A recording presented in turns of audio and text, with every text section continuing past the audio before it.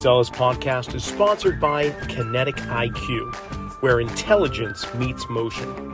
Kinetic IQ brings a biomechanics lab into the palm of your hand, letting you measure movement anytime, anywhere, with just an iPad or an iPhone, and no wearables required. I've been using Kinetic IQ's markerless motion capture in my own practice, and whether you're screening athletes, analyzing posture and gait mechanics, optimizing performance, or guiding return to play, it helps practitioners like us save time, capture more objective data, and make instant actionable decisions. So to learn more about how Kinetic IQ is shaping the future of intelligent movement, visit them at kineticiq.com.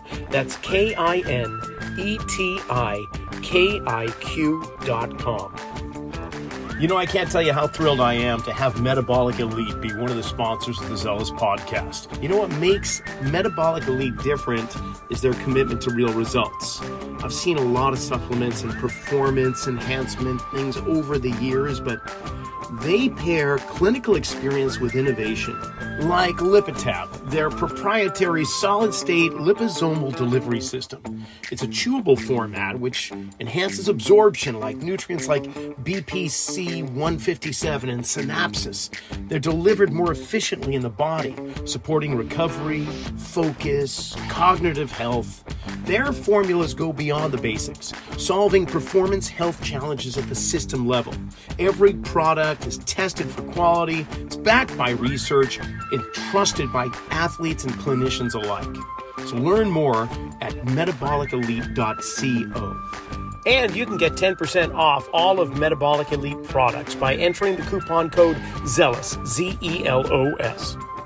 Welcome to the Zelos Podcast, the show that's all about the pros behind the pros in sports. I'm your host, Rocky Snyder. This week, Coach Ian Ho is with me. He is an associate strength conditioning coach for the WNBA Washington Mystics. He's been there for now going on his second season. And before we get underway with his conversation, remember, it's just coming up week after next, July 8th to the 11th, the NSCA National Conference in New Orleans, Louisiana. If you haven't signed up, you can still get on the website and register, nsca.com. Hope to see you there. And I'm going to make it a quick trip to New Orleans because I've got to bug over to Long Beach and enjoy the Perform Better 3-day functional training summit. That's kicking off July 9th to the 11th, and that means that I'll be doing a lecture, a Q&A, and a hands-on Saturday morning. I would love for you to join me in Long Beach. And if you can't, no worries. We've got my website with the blogs and podcast archives and a whole bunch more information.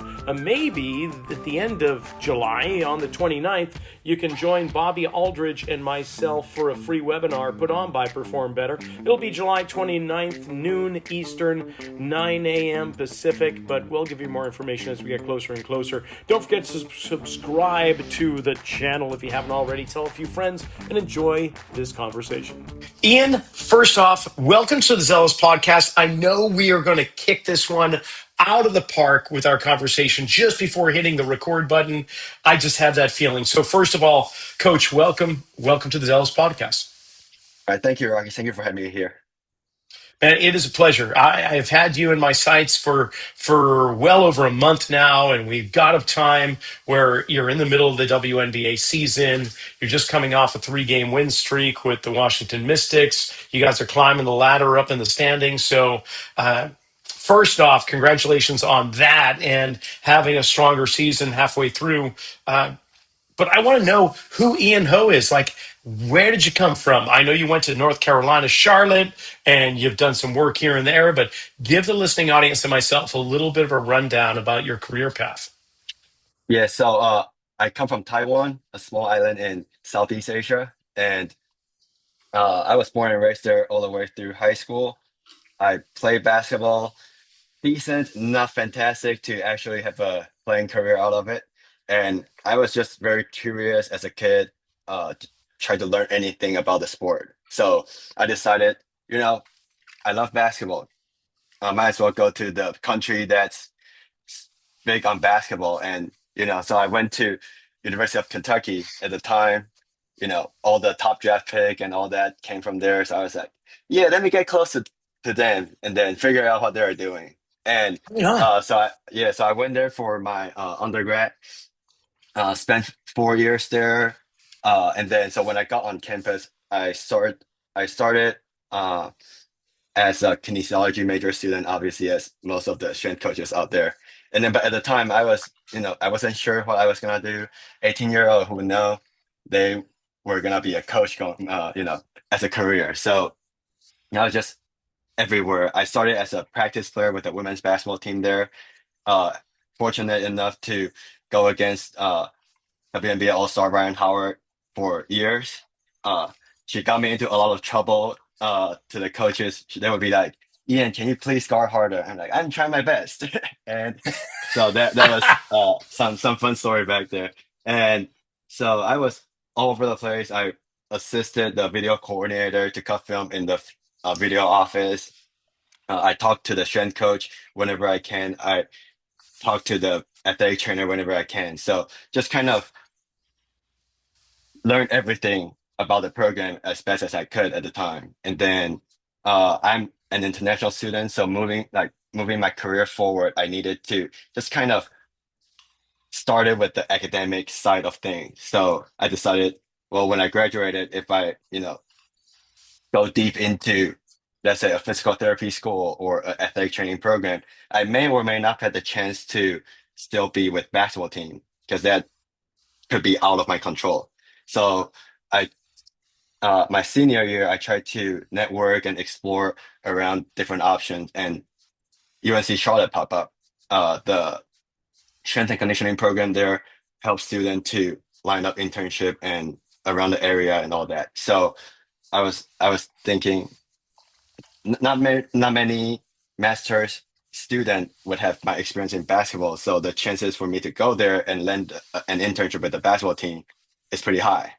So I Excellent. decided to go there, and then my first year, my professor uh, connect me with the basketball strength coach there. So I interned for their men's basketball team and women's basketball team as a strength and conditioning intern. And then meanwhile, I did some other work with a high school there, Charlotte Christian School.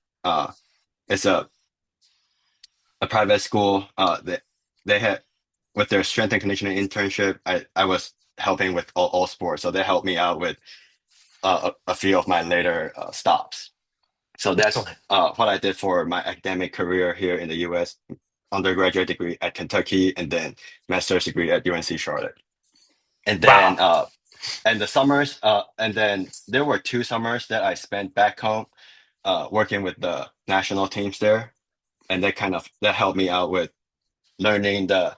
It's not a professional team setting, but I was working with professional players, so kind of teach me a few ins and out of how contract works, how all season may look like for professional players, and I feel like that these experience helped me prepare for my current role here. For And certain. I'm sure of it. yeah. And Wow. yeah, so it's quite a journey. And then after I graduated from UNC Charlotte, I worked 1 year at Morehead State University, and Oh, yeah, and over there I oversaw the women's basketball team, and then women's soccer team, and their cheerleading team. And I can tell you a little more story about that later on. And then the dance team. So, women's basketball, most of us are pretty familiar with training basketball players and soccer as well. These are popular sports. But cheerleading, which is also very popular, they're a different beast.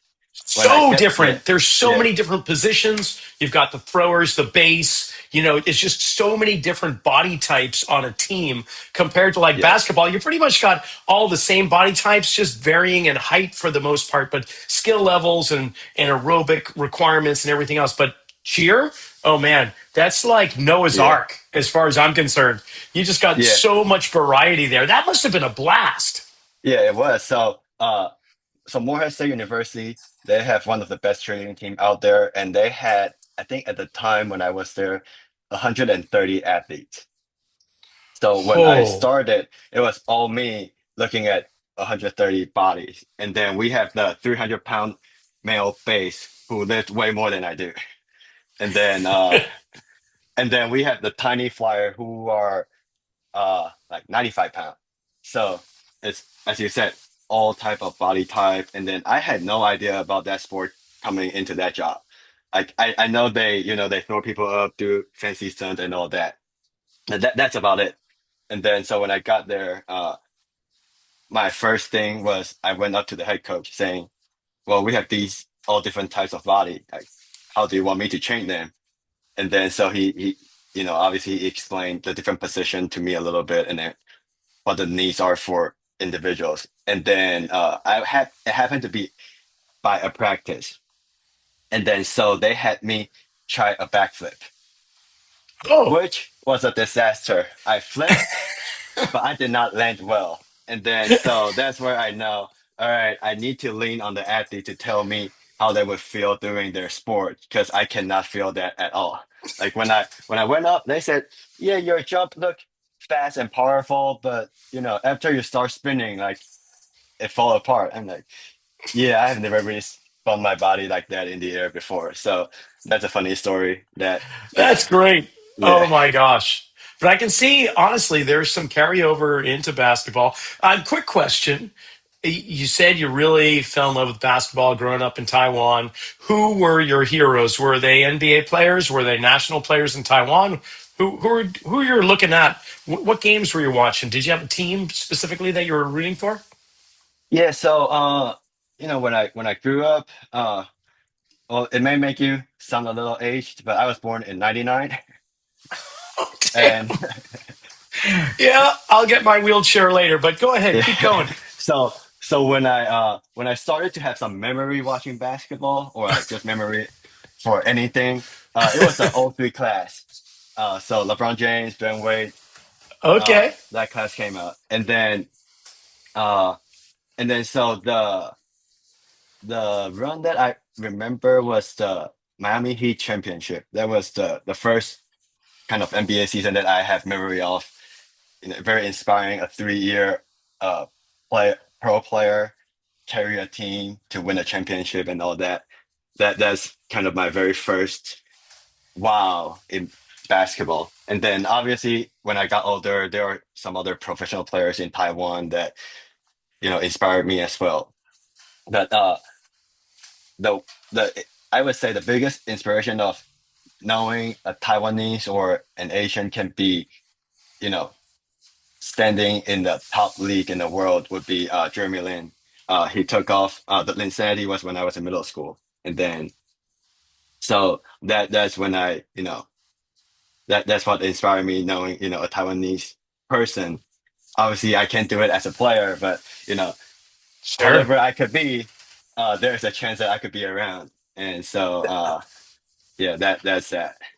Right on, coach. Okay, then Yeah. just curious, how did you end up? You've been with the Mystics now for this your Mhm. second season, correct? Yes, it was. Yep. How did you get to land with the Washington Mystics?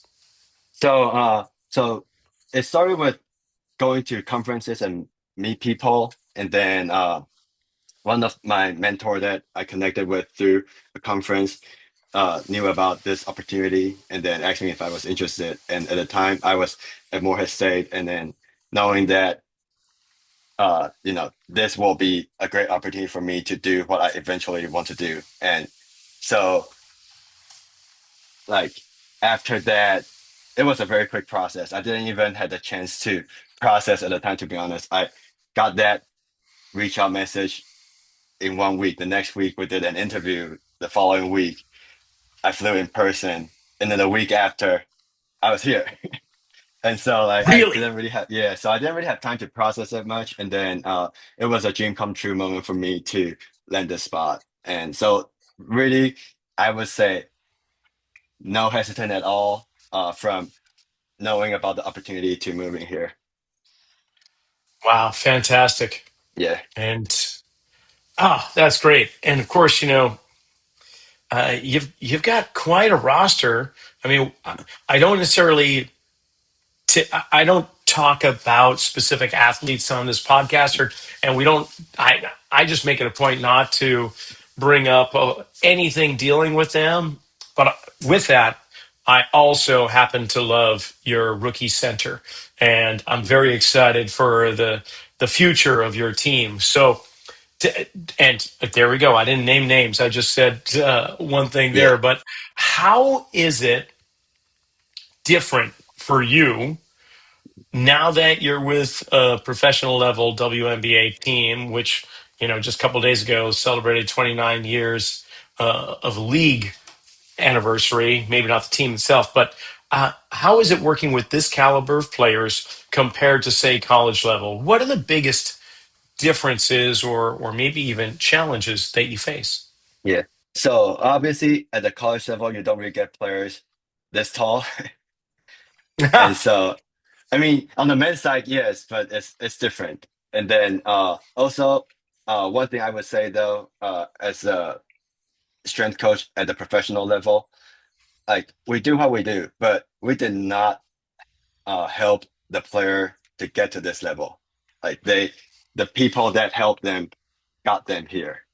And then so what we try to do, at least for me, what I try to do is to help them stay at this level and also uh, get even better at this level. So I don't see them as obviously we are coach and athlete, but I view the players as more like a colleague. So we work together, we discuss each other's need, and then if I see something that I think the player should develop on, I tell them, all right, we need to gain some mass, or we need to get faster, or uh, let's say if they are playing 30 plus minutes and then still want to come in and work out super hard the next day, I will tell them that may not be the best idea if you want to play well again the day after. Like I tell them things like this. But also if they come back saying, well, I do feel like I need to work on this, this, and this, or uh let's say the practice today didn't quite get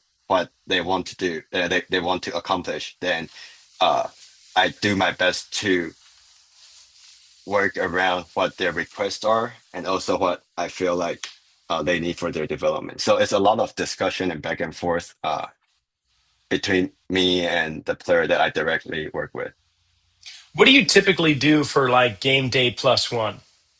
Like, Uh, are you going to be doing more regeneration, recovery, or are you going to go into the weight room and just start loading and then deal with recovery on like game day plus two? so it depends on the situation. So Yeah. players playing 30 plus minutes compared to player playing less than 10 minutes are very different. Okay, so So starting yeah, five are going to have definitely more than those that aren't seeing much playing time. If they're not seeing playing time, definitely you're going to load them and develop them. But if they were on yeah, the court for all 48 minutes, then you're going to do a little bit more recovery with them in general. yeah. So a, a time that I like to utilize is after right after the game. So What do you do there? so basically for me, that's the window that I would do most of their lower body strength training or hypertrophy training at that time because they're already tired from the game itself, and they might as well be even more tired. And then so let's use our schedule this past week for example. So we played in Connecticut on Wednesday, in New York on Friday, and then in Minnesota on Sunday. So basically, every other day we play. So what are the chances that we could actually train? After the game would be the best bet. And then so hopefully after the day in between and then a morning by the next game, they are fresh enough to go in and play hard. Fantastic. And not to minimize what you just said, but three road wins in a row Yeah. against the Lynx and the Liberty. And we'll throw the Suns in there, of course, but I mean, that's pretty impressive. So Yeah, it was. there's no secret recipe for this, but do you have certain assessment screens or just movements in general, drills that you feel are reducing the likelihood of non-contact injury, like injury mitigation in any way? I know that's a broad statement and it's probably not the Mhm. greatest question because everyone's going to be different. There's health histories and injury histories, so you've got to address the individual athlete. But nonetheless, there's one pelvis, two hips, two knees, and so on. Yeah. Is there kind of a trend, or do you kind of have big buckets you really want to hit? Do you know what I mean? Yeah. So, like as a whole, like formally assessing, we do use the FMS, just to, everybody, not everybody, but a lot of people do it. And Okay. so that would give us a bigger picture of, how players go through all the movements. But for me, on the day-to-day basis, would be just put them on single leg exercises. Like if they can do a single leg RDL without shaking their body, like they're gonna fall down, or some single leg lunge or squat pattern, like a skater squat per se. Can they hold a tripod in their feet and then just moving up and down, or hinge their body without needing to spend 5 seconds to get on balance and then move? So that to me, it's not going to solve everything, but it will let us know if something isn't going well. I actually like that. I like that a lot. I mean, Yeah. definitely resonates a lot with me when you're talking about the foot tripod and single leg action and just seeing what the quality of movement is. But it also gives you a nice baseline that is Yes. very top level functionality, I guess is what I'm going at. Rather than, and FMS is great, but rather than just laying on the floor and doing an Mhm. active single leg straight raise or active single leg raise. It's just so much more like, okay, loaded, closed chain, where are we? So you can Yeah. kind of cut right to the chase, which is pretty cool.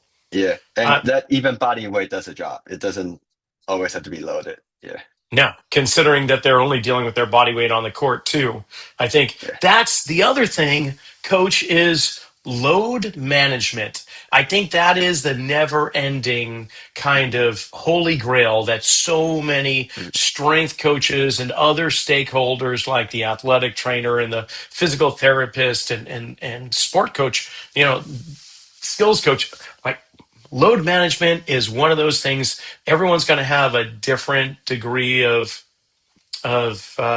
tolerance, but Yeah. how do you deal with load management? Like taking consideration when they have long practices, double days, or games. How do you juggle it all around when it comes to getting them in the weight room or in the recovery rooms? So, for me, I lean on our like IMU or LPS system a lot. So some people use Connexon, some people use Catapult. Whatever you use, I would say it's just apple and oranges. And uh, personally, I would pick a few metrics that I check consistently. There is really no right or wrong, but whatever you pick, I would like that thing to be in a healthy range. So So what do I would you just pick? check. Give me a couple ideas. So like that's a distance or acceleration, deceleration, or amount of jumps, whatever you like. But for me, they're running on the court, so distance is definitely one of them. So if they need to run 3 mile every game, and then you practice at 1 mile all the time, and you probably wouldn't expect them to do well running 3 mile, if that makes sense. Got it. So for me, at the end of the day, if everything stay within the point A to 1.2 or point 0.3 acute to chronic load ratio, they're usually in a pretty decent spot. But if this player specifically uh, taking this practice load and this game load, and then constantly have issue recovering, then we probably want that player to be a little lower for her both acute and chronic load. So that allows them to recover and then play at their best when it matters. So which is the game. Yeah. Yeah. And Okay. but if somebody proves us that they can uh if somebody proves to us that they can handle a way higher load than everybody else is doing. Then if they want to, play one-on-one for 1 hour after practice one day, like, so be it, because that's what they make it here because of they did that. And so Certainly. unless recovery is an issue, we normally don't step in and uh well, at least I normally don't step in and try to alter uh their training or workout. And then another thing though with the players that don't get that many playing minutes, then we try to use other opportunities to make sure their chronic load stays somewhat high enough to where if one day somebody get into foul trouble or somebody gets hurt, they can go in and play 20-30 minutes without a spike in their acute to chronic load. If that makes sense. Yeah, it makes complete sense. Yeah. So I'm curious too, if there have been situations where even though they fall within the ideal parameters, there's some kind of there's some action, there's some observation on your part that even though these people, your athletes or team members are right in that sweet range, you see something Mhm. that gives you an idea that, hey, this is not matching up to what I'm seeing. Has that happened before? And without naming names, can you give me a little bit of an understanding of like what that was all about? Yeah, so let's say if one player just in if they stay in that sweet spot that we kind of want to have the whole team there and not responding the way that we expected, then if let's say if it means the player sit out for a practice so she can play the next game, so be it. If that's what we need to do, because the game is definitely the most important thing for them, for the player, the coaches, and the organization, because they are paid to play in the game, not in practice. Or I would say probably all of them, but we want to keep the availability, or let's say, we want the money to be spent on the right, towards the right things. So, which if the game is a thing, then we'll try to do that. Gotcha. Yeah. Okay. So oftentimes, it seems that young coaches become kind of obsessed with data. So I'm wondering, how do you determine when data is helping decision making and when it's simply creating noise? How do you filter through the sports science and the data Mhm. points? We're just going to take a quick pause from this conversation to acknowledge our sponsors, and then we'll be right back. The Zelos Podcast is sponsored by Kinetic IQ, where intelligence meets motion. Kinetic IQ brings a biomechanics lab into the palm of your hand, letting you measure movement anytime, anywhere with just an iPad or iPhone. No wearables required. I've been using Kinetic IQ in my own practice, and whether you're screening athletes, optimizing performance, or guiding return to play, it helps practitioners like us save time, capture more objective data, and make instant actionable decisions. So to learn more about how Kinetic IQ is shaping the future of intelligent movement, visit kinetikiq.com. That's KINETIKIQ.com. At the forefront of metabolic elite is Jim Lavelle, internationally recognized clinical pharmacist, a chief science officer at Lifetime, and the co-chair for the American Academy of Anti-Aging Medicine. He's got over 4 decades of experience and has guided Olympic athletes, professional teams, and leading health institutions. You know what makes Metabolic Elite different is their commitment to real results. Like Lipitab, their proprietary solid-state liposomal delivery system. It's a chewable format which enhances absorption like nutrients like BPC 157 and synapses. They're delivered more efficiently in the body, supporting recovery, focus, cognitive health.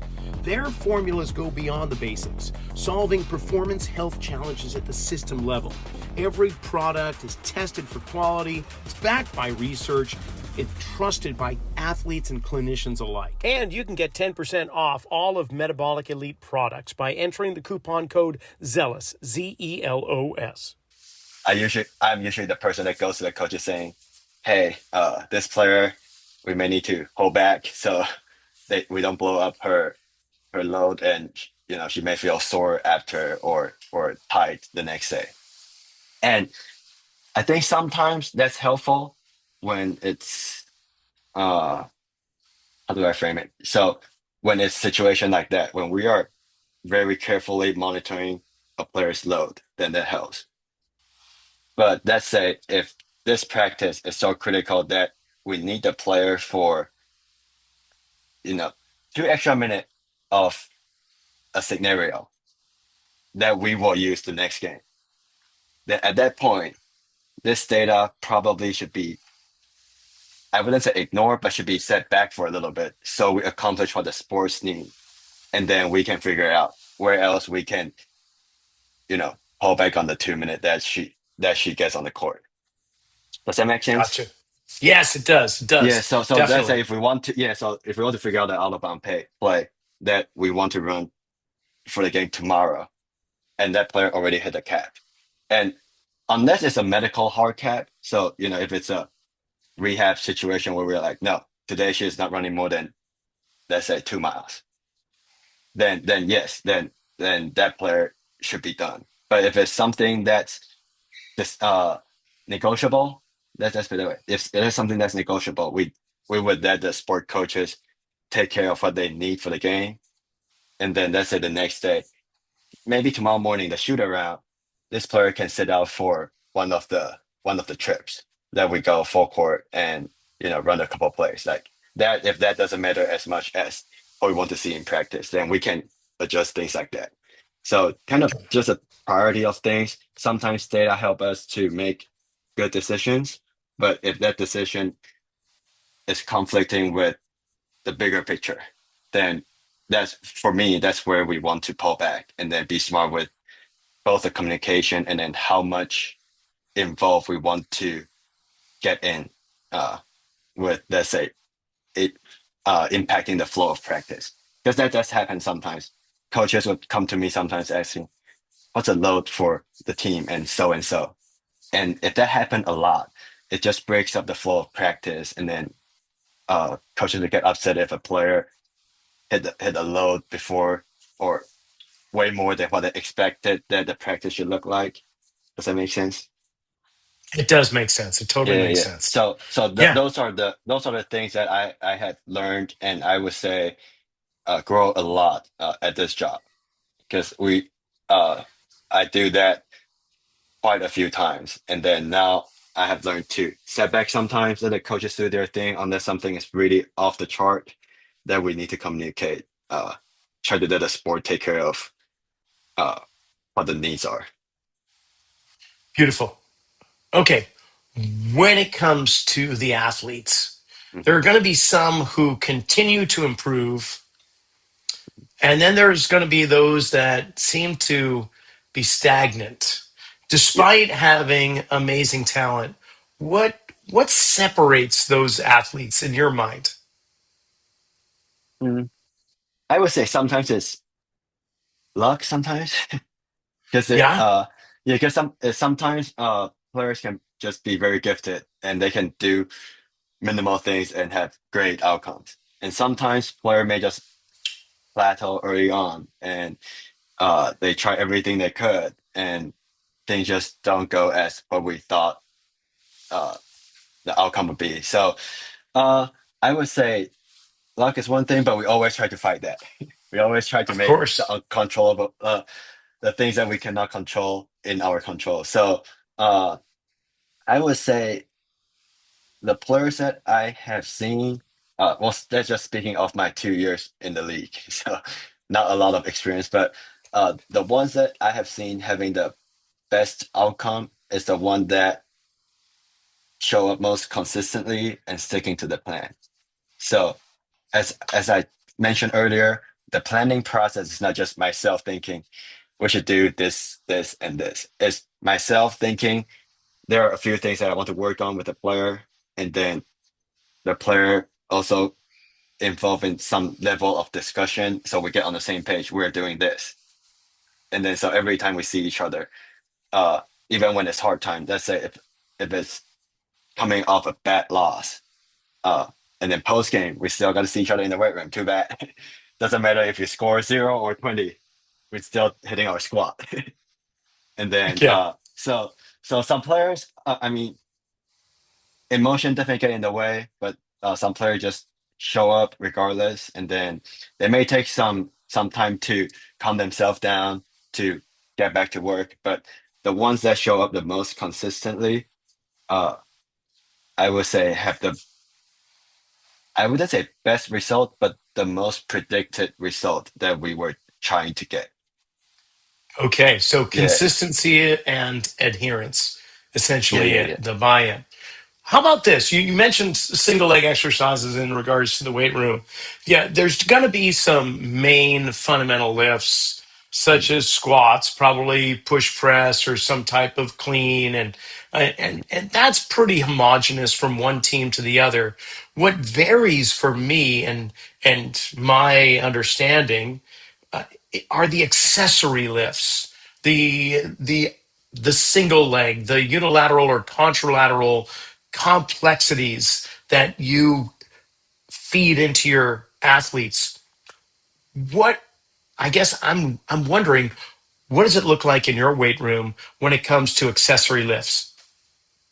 Yeah, so as I mentioned earlier, uh, a lot of single leg kind of warm up and assessments happen early on in the lift. So whenever mobility, activation, we have the players do, usually before they get into their A block, uh, there is a single leg RDL, and we call it a level change lunge. It's basically a skater squat, and when you can't go down anymore, you reverse lunge and then come back.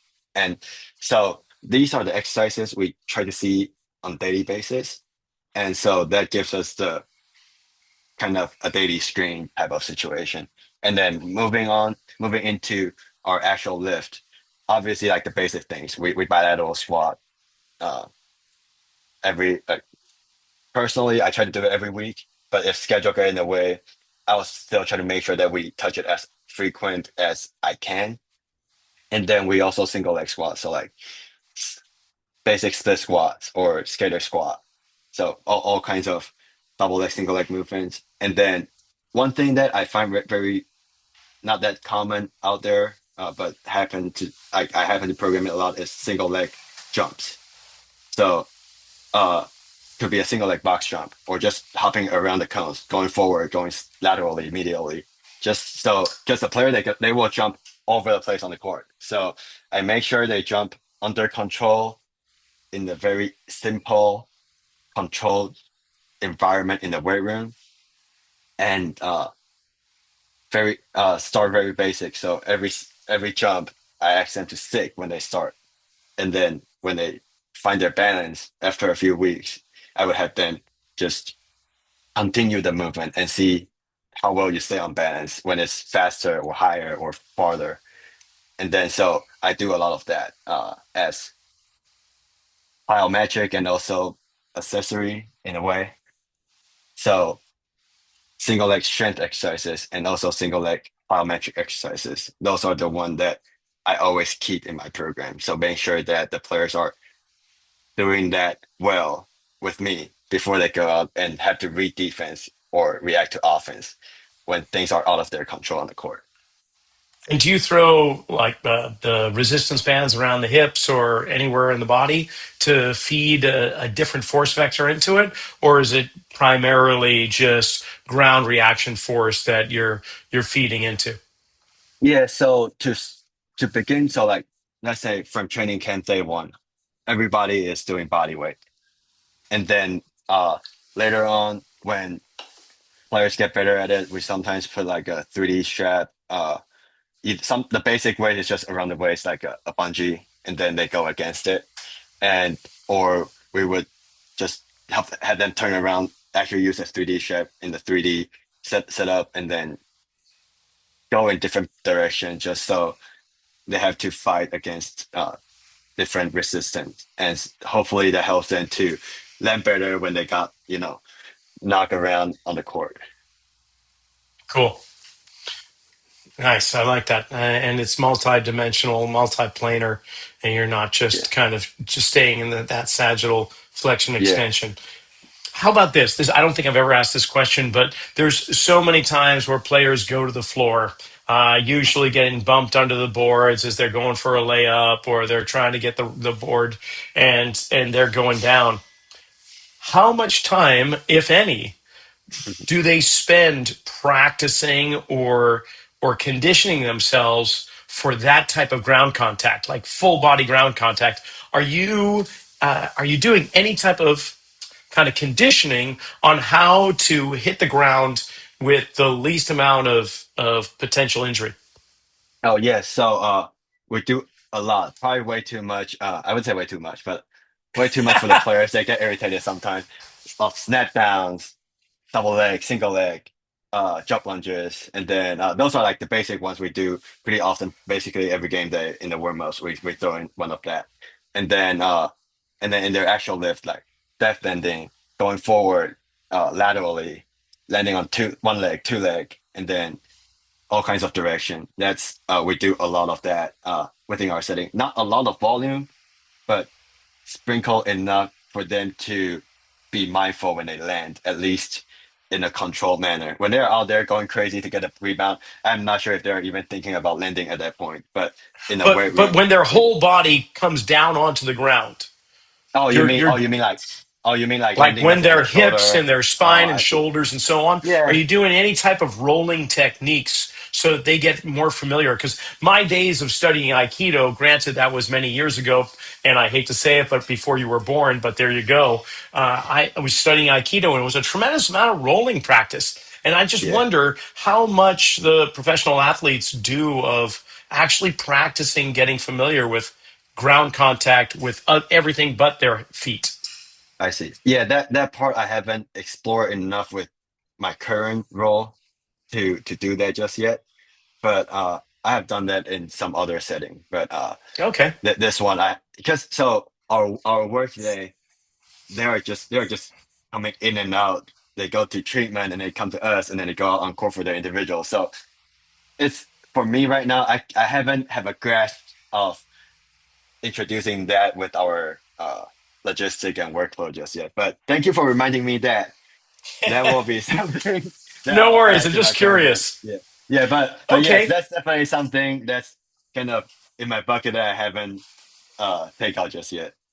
No problem. Okay. How about this, coach? We go through some rapid fire questions. You up for it? Yes, yeah, of course. Okay. All right. They're just going to be quick questions and you can throw a word or a sentence out. Here we go. Data or intuition? What do you rely on more? Hmm. At the moment, intuition. Okay. Strength or speed? What do you want to develop higher? I would say strength, What's the most underrated athletic quality? deceleration, Ooh. One metric you trust the most. magic. Hmm. You get me there. give Okay. me give me one more than rapid fire time. No uh, problem. How yeah, about yeah. what metric do you trust the least? The least.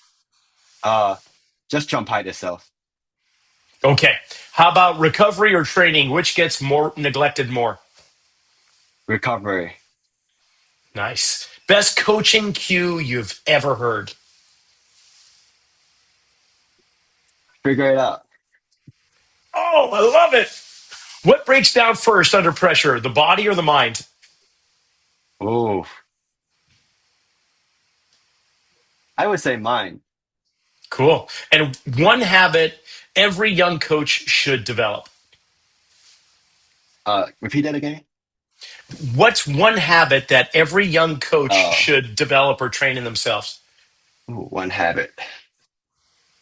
I don't know if this counts as a habit, but more like a characteristic. You need to care. Beautiful. And Yeah. lastly, how about one word that defines elite performance? Uh, Collaboration. Ooh, good. All right. Right on. Good job on that. Yeah. Oh, Okay. all right. I can go back to the metric I trust the most. Okay. It's the asymmetry between limbs. Tell me more. Let's go into it. That won't be a rapid answer. Give me a little Yeah. bit more insight on what you mean. So if an athlete is way stronger one side over the other, even both could be strong. That's still not good. And I like it. yeah, and so for me, that can create a lot of issue because all the compensation that can happen, and we definitely don't want that. It can be the stronger side at higher risk or the weaker side being at a higher risk. We don't know. Uh, just many things that can go with it if the athlete had very huge asymmetry between the two legs or two arms, however, whatever metric you look at. But asymmetry definitely for me, if that is a red flag, then I'd never ignore it. Well said. I was just at a conference and we're speaking exactly about that is, movement patterns. And obviously we're talking compensatory issues, but the underlying basic fundamental root cause would be the nervous system assessing the threat level of any particular action or environment. And the brain is going to do the best it can to survive. And so it will choose movements as well as it will tone down force production in a muscle. We might call that weak, but it's a strategy, an unconscious strategy to try to have preservation and to minimize the threat. So it's just kind of cool when you kind of Yeah, consider it that way. Then it takes away the inhibition of muscles or the weakness or facilitated or strength levels, and you start to look at it in a completely different light. Like, okay, there's asymmetries. Now we got to figure out the why and the underlying root cause, which I know that's kind of where you're going, which is great. So yeah, yeah, I'm right there with you. When yeah. there's asymmetries, there's a strategy that Something I'm wrong. curious Yeah, yeah. about. There's something that we need to figure out. May not need to be fixed for some sport. No, Like let's say if it's a baseball player, their upper body is definitely not symmetry. But it's something. Well, as a basketball strength coach, anything that's a little off can be very wrong moving forward. yeah, So yeah, beautiful. Well, Coach, if people want to kind of follow you, of course, in the description below the mhm. podcast here, I'll put the Mystics website as well as your LinkedIn. But are there other ways to kind of watch your pursuits or follow you? Do you do anything in Yeah, terms of yeah. I'm blogs also or yeah. podcasts? So I'm also on Instagram at IANHCC, and people can find me there. I will respond.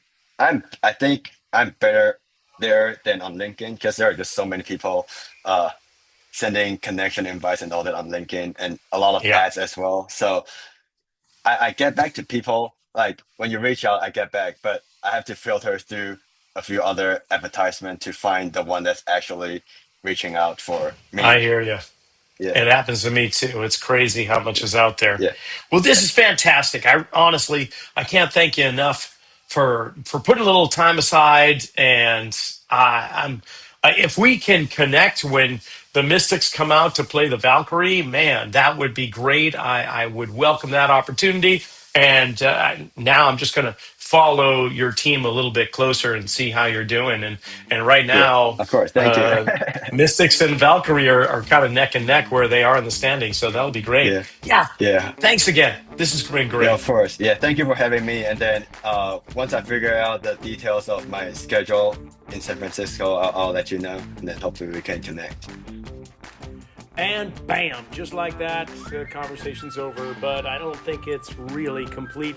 We're going to have Coach Ho on again and just check out what he's been doing at the Mystics. What a great turnaround season they're having so far. Can't thank Ian enough for coming on, as well as the Mystics organization for allowing it to happen. Don't forget, the weekend after next, we've got the NSCA National Conference, New Orleans, Louisiana, and that's going to be from Wednesday to Saturday. A whole bunch of great lineups there and networking opportunity.